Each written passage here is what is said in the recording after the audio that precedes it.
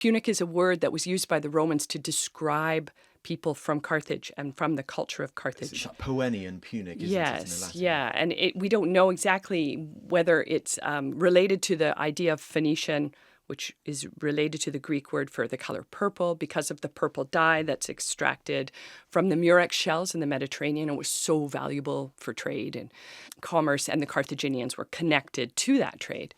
Some people argue that it's actually a common name, Punel. We have some evidence for it being a name itself, but nonetheless, Punic is what Romans called the Carthaginians. It's not what the Carthaginians called themselves.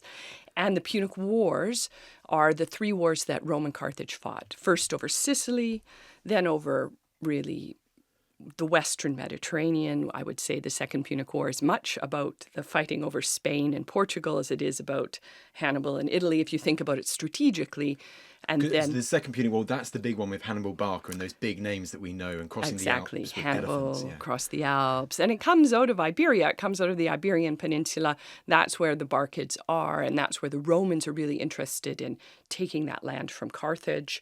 And so that Second Punic War is enormously important. It's Mediterranean wide. Of course, it connects and touches every different culture in the Mediterranean.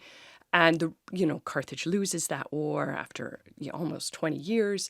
Third Punic War, that happens. It's not really a war. I mean, I wouldn't say you can call it an actual war in the same way that you would call the other two wars. This is really a siege of the city of Carthage that takes place from 149 to 146 BC. And the Carthaginians fight back and fight hard in it.